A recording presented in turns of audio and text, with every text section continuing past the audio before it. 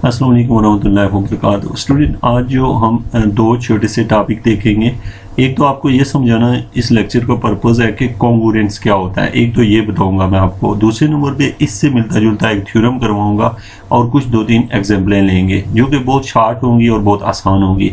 सबसे पहली बात ये कि आपको ये कहा गया है कि अगर कोई दो इंटीजर हों, जैसे कि एक इंटीजर का नाम a है, दूसरे इंटीजर का नाम b है। पहले से आप इसको समझते हैं कि क्या है हमारा क्वेश्चन, कि अगर हमारे पास दो इंटीजर हों, एक a हो और दूसरा b हो। मिसाल के तौर पे एक 1 है और दूसरा 3 है, दो इस तरह के कोई हमने इंटीजर लिए हैं। अब हम स्टूडेंट ये कहते हैं कि उन इंटीजर को अगर हम ऐसे लिखें, यानी कि इस तरह लिख दें, यानी a माइनस b, सॉरी ये मैं दूसरा मार्कर ले लेता हूँ, इसको मिटा रहा हूँ, ये जो लाइन लगाई है। तो मैं क्या करता हूँ, यहाँ से जो a माइनस बी है ना मेरे पास, a minus b divided by m। अब आप ये समझते होंगे मैं क्या कह रहा हूँ, a minus b divided by m।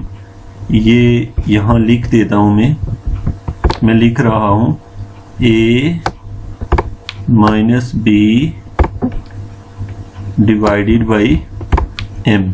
ये जो है ना a minus b divide by m, इस लाइन को हम कहते होते हैं, इस लाइन को हम स्टूडेंट इस लाइन की तरह लिखते हैं। ये जो ऊपर नहीं लिखी हुई इक्वेशन नंबर 1 में ये वाली लाइन, ये जो लाइन है यानी a minus b divide by m को ऐसे लिखा जाता है, यानी a। अब ये जो तीन लाइनें पड़ी हुई हैं कॉन्ग्रुएंसी के लिए, a is congruent to b, जिसको मैं पढ़ूंगा a माइनस बी, ये जो मॉडुलो m है मैं इसको डिवाइड कर लेता हूँ। तो मतलब ये कि आपके जहन में आइंदा ये होना चाहिए कि मैं जो ही बात कॉन्ग्रुएंसी की करूँ, आप कहें जी a minus b divide by m, जबकि लिखने में इसको कैसे लिखा करेंगे, a congruence to b modulo m।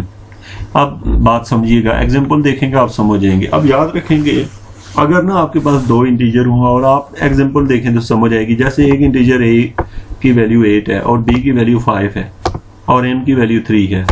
अब आपने चेक करना है कि क्या a जो है वो b के कॉन्ग्रुएंट है।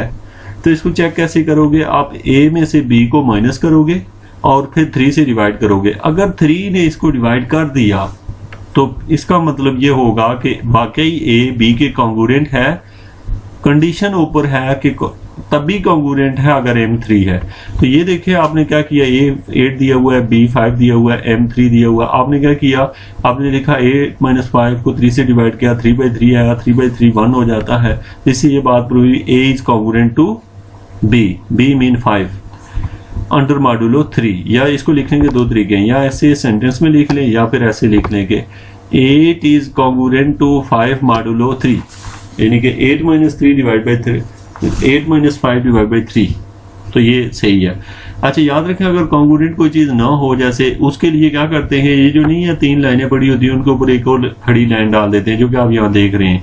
तो इसको कहते हैं नॉट कॉन्ग्रुएंट। तो ये दो चीज़ें आपने कॉन्ग्रुएंट देख ली, उसकी एग्जाम्पल देख ली। अब नीचे देखें, जो एग्जाम्पल की पहली पार्ट था, अब दूसरा पार्ट देखें कि देखिए a इक्वल टू क्या है 8, a इक्वल टू 8 है और b इक्वल टू माइनस 5 है और m इक्वल टू 3 है। अब समझें इस बात को, a इक्वल टू कितना है 8, b इक्वल टू माइनस 5 और m इक्वल टू 3। तो चेक करें, अब आप क्या करेंगे, 8 में से माइनस 5 करेंगे तो वो बन जाएगा 13। अब क्या 13 जो है उसको 3 डिवाइड करता है, नहीं करता। तो इसका मतलब है कि 8 is not congruent to minus 5 under modulo 3, ये नहीं है। इसी तरीके से अगली एग्जांपल नंबर 3 देखें तो इसमें क्या है, a की वैल्यू 8 है, b की वैल्यू माइनस 10, m की वैल्यू 2 है। आप क्या करेंगे, आप लिखेंगे 8 माइनस 10, माइनस माइनस पे प्लस हो जाएगा, तो ये बनेगा 18। 18 डिवाइड बाई 2 करते हैं, डिवाइड हो जाता है। सो इसका मतलब है कि ये लाइन सही लिखी हुई है। अरे हाँ, ये 18 जो है 3 से भी डिवाइड हो रहा है, तो ये अंडर मॉडुलो 2, यानी m की जगह आप 3 लें फिर भी ये ठीक है, 2 लें फिर भी ठीक है, यानी मॉडुलो 2 मॉडुलो 3 दोनों के डिवाइड हो रहा है। याद रखें कि ऐसा जो है ना, आपको जो क्वेश्चन होता है इंतहाई सिंपल होता है, इसमें कोई कंफ्यूज होना या कोई परेशानी करने की ज़रूरत नहीं होती। अब चौथी एग्जांपल देखें और मुझे देख के बताएं कि क्या ये कॉन्ग्रुएंस है कि नहीं है, ये आप खुद कर लें। अब हम आते हैं, ये हमारा थ्योरम है जो कि छोटा सा एक थ्योरम है, लेकिन इस थ्योरम की स्टेटमेंट से ये सारी चीज़ वाज़ेह हो जाती है और उसके बाद इसे सॉल्व करना बहुत ही आसान है।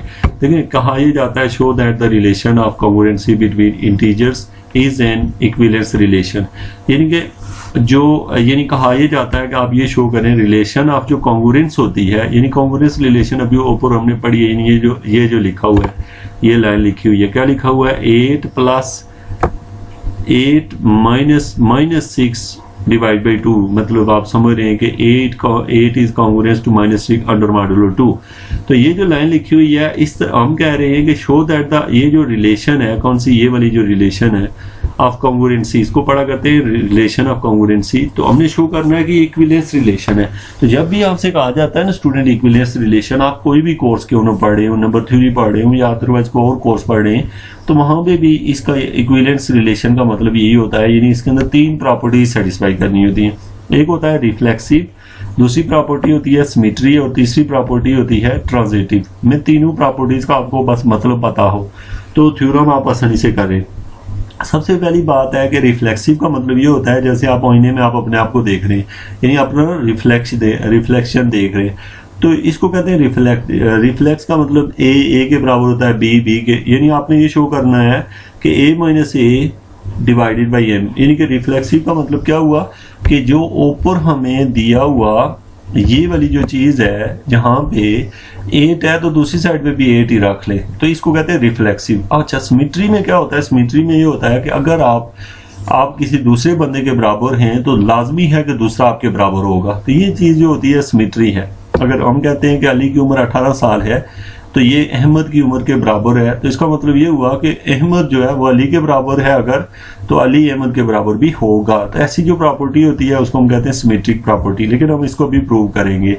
और उसके बाद जो प्रॉपर्टी है ट्रांजिटिव ये होती है कि मैं कहता हूं कि अगर अगर B के इक्वल है और B C के इक्वल है तो इससे नतीजा ये निकलता है कि A C के इक्वल है। तो ये 3 प्रॉपर्टीज हमने सेटिस्फाई करनी है सिर्फ उस एक सिंपल सी लाइन से। अब देखिए रिफ्लेक्सिव प्रॉपर्टी हमने शो करनी है। रिफ्लेक्सिव प्रॉपर्टी ये, यानी कि हमें ये डेफिनेशन पहले से पता थी, इस डेफिनेशन की बेस पे हमें पता है क्या करेंगे a - a divide by m, यानी कि आपको जो मर्जी नंबर ले लें, जैसे आप लिखे 7 - 7 डिवाइडेड बाई 10, जो मर्जी ले लें, 0 को हर चीज ही डिवाइड कर रही होती है, इसलिए पहली प्रॉपर्टी जो है वो सेटिस्फाई कर रही है।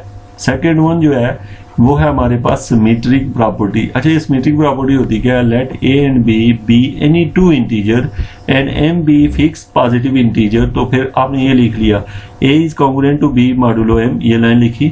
अब स्टूडेंट आपको पता है इसका मतलब क्या है, a - b divide by m, और इसको आप लिख सकते हैं, यानी कि आप अगर b को पहले लिख लें a को बाद में तो माइनस बाहर आ जाएगा, इससे मतलब निकलेगा b - a डिवाइड m। तो अगर ये b - a तो इसका मतलब है b इस साइड पे आ गया, a उस साइड पे आ गया और मॉडुलो m यहाँ आ गया। तो आपने प्रूव किया कि अगर ये दिया हुआ था रिलेशन तो ये रिलेशन ये बन गया है। दूसरी प्रॉपर्टी भी आपने सेटिस्फाई करवा ली। अब तीसरी प्रॉपर्टी ट्रांजिटिव जो है, ट्रांजिटिव जो प्रॉपर्टी है वो क्या है, वो ये कि let a and b c 3 को इंटीजर है। अब देखें अगर a b के इक्वल है तो ऐसे बनेगा, यानी कि a अगर b के सिमेट्रिक है ऐसे बनेगा और b अगर c के सिमेट्रिक है ऐसे बनेगा। अब हमने ये दोनों गिवन है, हमने शो करना है a कॉन्ग्रुएंट टू c, यानी कि a congruent to b given है, b congruent to c given है, हमने शो करना है a congruent to c। For this purpose student हम सिंपल इतना सा काम करेंगे, हमें पता है पहली लाइन से निकलेगा a - b divide by m और दूसरी लाइन से निकलेगा b - c divide by m। ये दो इक्वेशन हमें पहले से पता थी। अब हमने इन दोनों को इक्वेशन को कंबाइन किया, क्यों किया, दोनों की बेस एक जैसी है, यानी दोनों के नीचे m है, तो सो आप क्या करोगे कि ऊपर वाली दोनों टर्म्स को ऐड कर लोगे तो नीचे वाला वही रहेगा। तो ये आपने उसका एलसीएम ले लिया। अब यहाँ पे बचा a - c, यही आप शो करना चाहते थे। Hence all 3 properties are satisfied. Hence ये बात शो हो गई है कि जो कॉन्ग्रुएंस रिलेशन होती है ये सिमेट्रिक होती है। तो ये हमने इस लेक्चर में देखा है। ये होप्स हो कि आपको इजी लगा होगा। इसके बाद ये एक होता है, एक टॉपिक है, सिंपल है, छोटा सा है, लेकिन ये कि मैं जो कि इसकी एग्जांपल भी देनी पड़ेगी, तो ये हम इंशाल्लाह नेक्स्ट लेक्चर में डिस्कस करेंगे। Thank you very much.